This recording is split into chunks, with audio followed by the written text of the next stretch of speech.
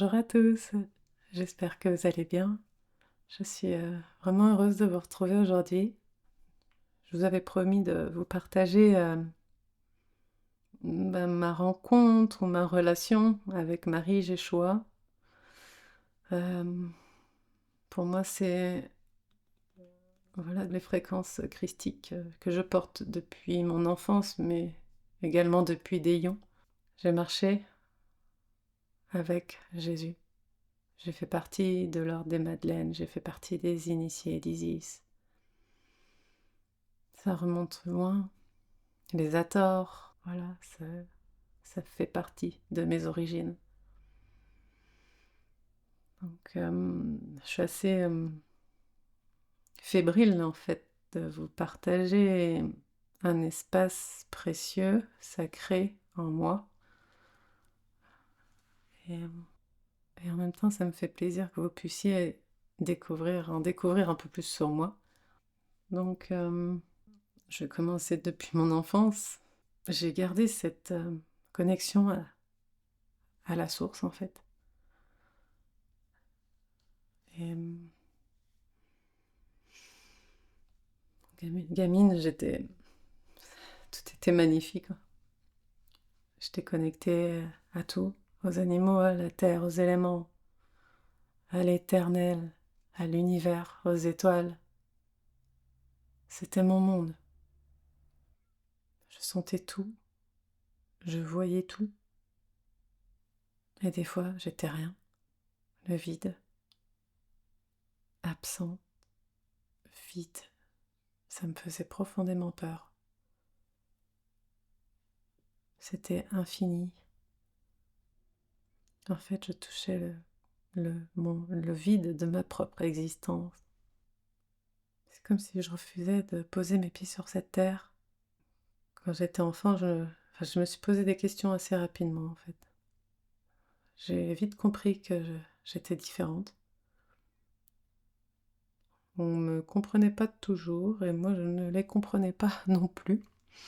Ma vision était différente, ma compréhension, ma façon de comprendre était différente. Ma façon de voir, ma façon d'être, les valeurs que je portais, tout était différent. Et je n'avais aucun repère pour m'accrocher, pour dire ça c'est vrai, ça c'est... J'avais aucune confirmation de tout ce qui pouvait se passer à l'intérieur de moi. Ça a été très difficile et je me suis sentie très seule. Mes parents étaient artisans.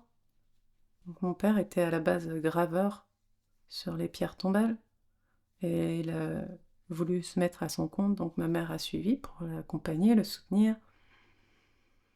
Donc elle tenait la boutique, faisait l'administratif. Mon père creusait les tombes et posait les monuments, gravait les noms sur les pierres tombales. C'était un univers assez particulier, mais moi je le savais pas vraiment, j'étais entre parenthèses née dedans. Mais quand je rentrais de l'école, avec toute ma joie, mon innocence, euh, et que je poussais la porte du magasin, et qu'il y avait des familles endeuillées, c'était à ce moment-là, il fallait que je passe discrètement, sans rien dire. Et j'allais dans notre salle où il y avait les monuments, et il y avait un escalier aussi qui montait au grenier. Et j'allais dessous. Et pour faire mes devoirs, rester en silence. Et il y avait cette Marie en bronze. Et j'ai passé beaucoup de temps avec elle. C'était ma confidente. Je lui ai parlé pendant des heures. Je la prenais dans mes bras. Il y avait tellement de douceur, de réconfort, de chaleur.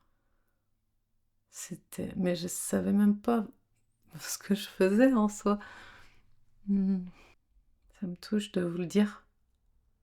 Ça me ramène à ces moments. Et je dirais que j'avais de la chance en fait aussi d'avoir ça. C'était mon fil rouge, c'était ma sécurité. Donc, voilà, mes parents étaient très occupés, donc étaient là physiquement, mais rarement présents, en présence avec nous, avec mon frère et moi. Ce monde merveilleux que je pouvais vivre commençait à se raréfier. Je commençais à voir le monde tel qu'il était. Et j'ai été profondément touchée par la souffrance de l'humanité, par la colère que je voyais, par la violence gratuite. Je ne le comprenais pas en fait. Et ça m'a révoltée aussi de voir où ce monde en était encore. Je ne comprenais pas qu'on en était encore là aujourd'hui. Comme si rien n'avait évolué.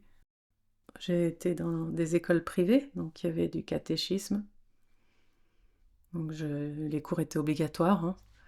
Et en même temps, ça me plaisait de parler de Jésus. Après, j'ai eu ma communion.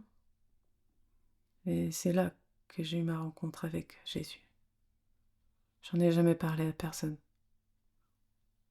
Je savais qu'on n'allait pas me croire. Et c'était tellement précieux que j'avais pas envie d'en parler non plus. Ça a éveillé en moi de l'espoir. Et j'étais profondément croyante. Mais pas en ce qu'on me disait dans le catéchisme. J'avais une croyance inébranlable envers la lumière, envers le grand tout, envers Jésus et Marie. Mais de fil en aiguille, les initiations ont commencé à arriver. Et j'avais cette croyance. En fait, je comprenais pas. Si Dieu existait, si tout ça existait, pourquoi il y avait encore autant de souffrance? Pourquoi je devais autant souffrir aussi? Je vivais de l'injustice. Je comprenais pas que, à cette époque, que tout était juste et à sa place. Et il y a tout ce que je vivais à l'intérieur de moi qui était incompréhensif. Je me sentais incomprise. Et moi, je ne les comprenais pas. Je ne comprenais pas les humains, en fait. Oui, j'ai commencé à me renfermer et à créer ma propre réalité dans une bulle de protection. C'était par souci de sécurité. Je devais protéger. C'était précieux ce que j'avais en moi. Je le savais.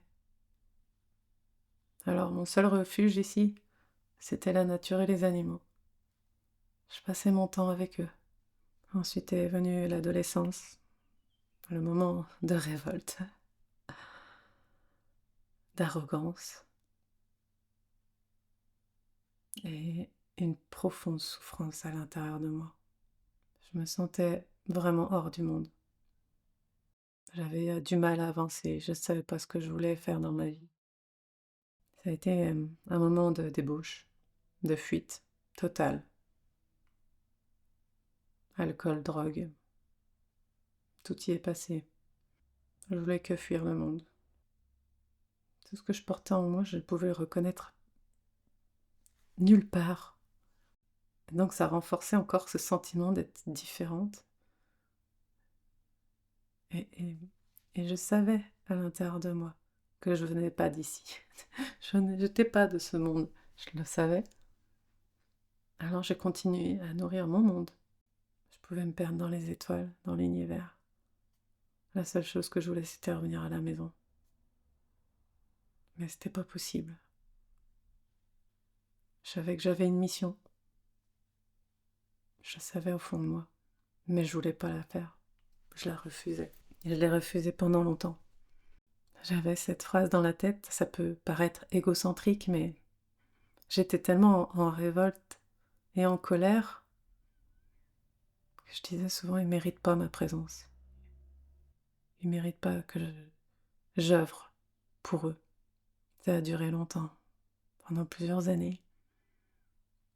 Je cachais, j'ai vraiment caché ce que je portais. Qui j'étais en fait, je me suis cachée.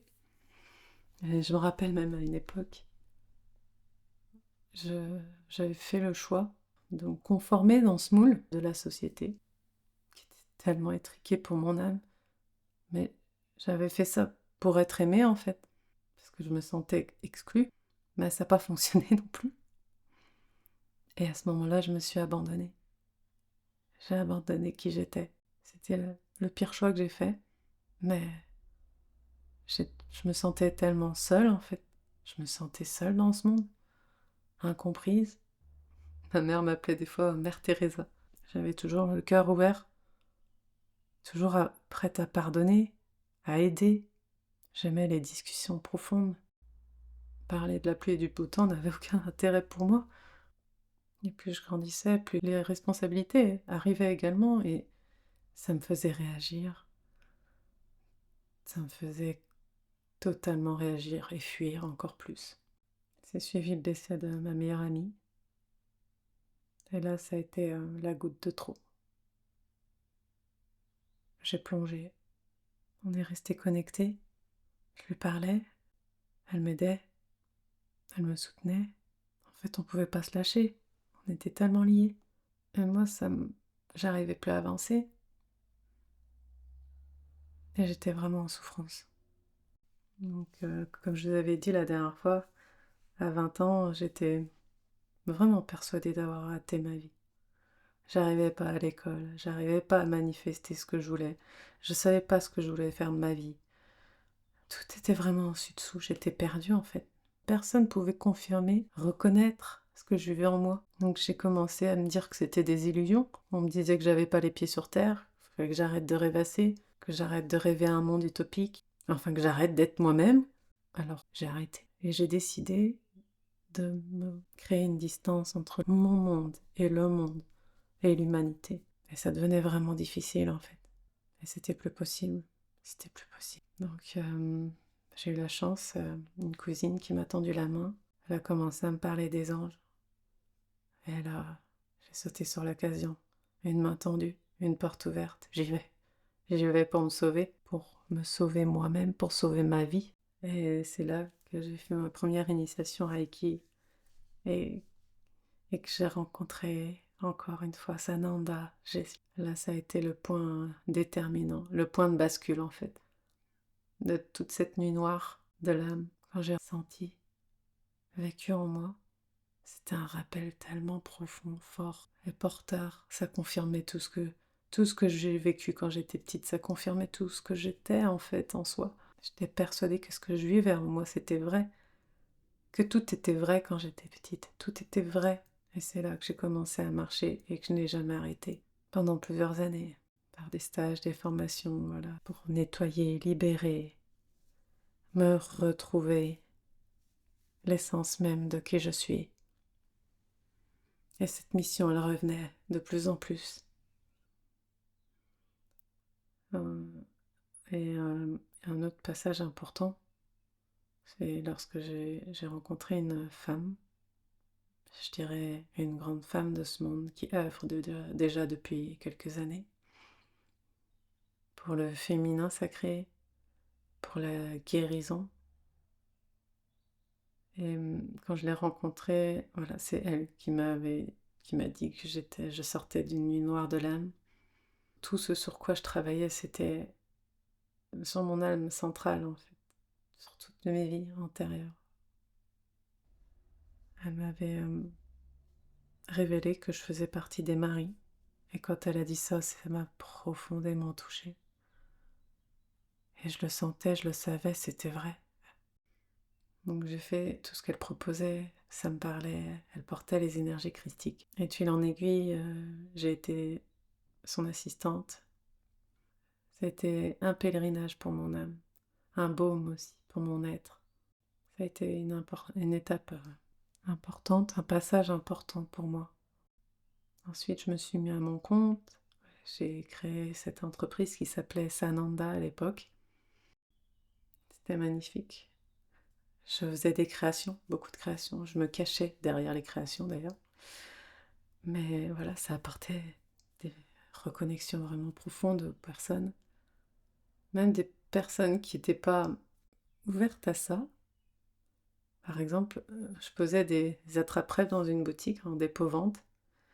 Et deux femmes sont rentrées dans la boutique, une pas du tout dans ce domaine-là, mais elle a vu un attrape-rêve et elle s'est mise à pleurer. Elle l'a acheté direct. Elle n'a pas compris et moi j'ai vraiment vu une reconnexion profonde au divin en elle et c'était magnifique, vraiment. Et à chaque fois, mes créations reconnectaient à des parts divines d'eux-mêmes.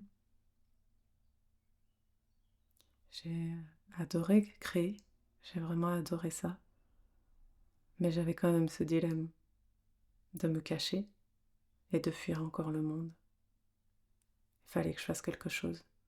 C'était pas possible en fait. J'avais cet étirement intérieur entre j'ai une mission à réaliser dans le monde et en même temps je le fuis. Et ces tiraillements étaient vraiment pas faciles à vivre. Donc je me suis souvent abandonnée. J'avais juste envie d'être sur une île et qu'on me foute la paix. Mais cette énergie en moi est plus forte que moi, elle me pousse. Et si je lâchais, c'était sûr, à un moment donné, elle revenait en force. Et en même temps, j'aime, je l'aime. Mais j'avais tellement peur de me confronter au monde, à l'humanité et à ma propre humanité en fait, à mes propres défauts, à ma propre imperfection humaine. Je n'acceptais pas mon humanité. Et tant que ça s'était pas fait, je n'arrivais pas à avancer. Donc j'ai arrêté pendant un moment. Et dans les salons, c'était aussi de toute façon assez dur et confrontant justement. J'étais confrontée, voilà, les salons, ça s'appelle des salons de bien-être, mais des fois ça portait que son nom. Parce que tout ce qui se passait dans l'énergétique, des fois j'avais l'impression de revenir de la guerre. Quand je finissais ces salons, j'étais épuisée. J'avais l'impression que je devais me battre encore et encore. Et ça pour moi c'était insupportable. Pas correct. On est dans un domaine de bien-être et ils se battaient comme des requins. J'en ai été dégoûtée. Je voulais plus rien entendre parler. Mais alors j'ai tout arrêté. Et ça me montrait aussi, voilà, j'étais confrontée à moi-même en même temps, à mes parts d'ombre et à cette difficulté d'oser être qui je suis dans ce monde. Du coup, je suis retournée travailler dans le monde et ça a été le meilleur cadeau que je me suis fait en fait. J'ai découvert l'humanité, j'ai découvert le monde comme il est. Et il a plein de choses à m'apprendre. Ça m'a permis de me réconcilier avec. Et qu'ils avaient plein de choses à m'apprendre en fait. Moi, à ce moment-là, je savais plus rien. J'arrivais dans la société en soi, je la découvrais, puisque j'ai jamais été vraiment. Et j'ai vraiment découvert des belles personnes. Et ils m'ont appris vraiment beaucoup de choses. Et ils m'apprennent, hein, je continue. Je suis encore en train de travailler en soi. Je suis à 80%. Donc j'ai choisi aussi cette entreprise. Je l'ai choisie et ils m'ont choisi en soi. Ça aussi, ça a été toute une belle aventure et une belle manifestation. C'est une entreprise qui a des valeurs et ils sont assez accrochés sur la valeur humaine, justement. Et c'est ce que j'avais besoin. J'allais pas juste travailler pour avoir de l'argent, j'allais travailler parce que je cherchais un travail pour avoir le sourire chaque matin, pour être bien, pour aussi nourrir les valeurs de l'entreprise. Ces valeurs étaient les miennes. Enfin, elles le sont toujours, mais voilà. Et en même temps, à côté, je marche maintenant réellement le chemin parce que je me suis dit oui. Et maintenant, ça fait quoi, 2 ou 3 ans que je me suis vraiment dit oui. Oui pour moi, oui pour ma mission. C'est plus fort que moi. Et quand je marche dans ma mission, ça me porte. Je me sens à ma place, je me sens heureuse, je me sens vivre. Je suis née pour ça. C'est comme ça. D'autres, ils sont nés pour d'autres choses. Moi, je suis née pour réaliser une mission que je porte. Une mission qui m'a été confiée pour le nouveau monde. Donc oui, je porte les énergies de la mère divine. Donc le processus grâce divine, ça apporte une reconnexion profonde au germe de son essence, mais également à la mère divine, à retrouver aussi la prêtresse qui œuvre pour le féminin, pour la terre, pour le nouveau monde. Et là, Ces derniers temps, j'ai eu un profond rappel de la Mère divine. Déjà, au dernier, au code source que je suis en train de donner, c'était pas prévu pour le féminin sacré et ça s'est vraiment fait de lui-même, on va dire, par le groupe. Et ces derniers jours, oui, je sens vraiment l'appel de la Mère divine qui revient fort. À chaque fois, c'est ça, c'est vraiment cyclique. Au début de ma vie, j'ai eu Marie, après j'ai choix. Est revenu Marie, et ensuite j'ai choix. Et maintenant, Marie.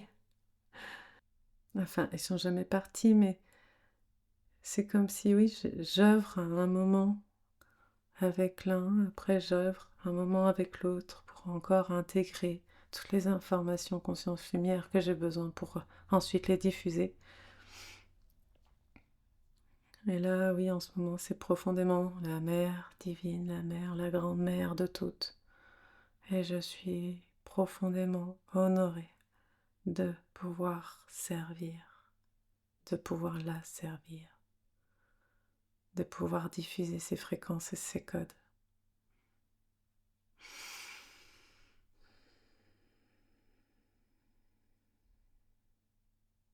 Merci pour ça. Merci. Voilà, j'espère que l'histoire de Valérie en quelques mots vous a plu.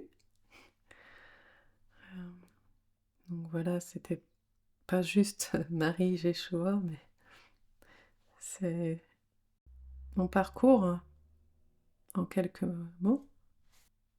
Et je sais que mon histoire va parler à beaucoup. Je suis pas la seule à vivre ça. Je suis pas la seule à avoir vécu cela, je le sais. Il y a beaucoup de monde qui se sent différent de ce monde. Il y a beaucoup de personnes, d'êtres, qui ont refusé ce monde et qui le refusent encore.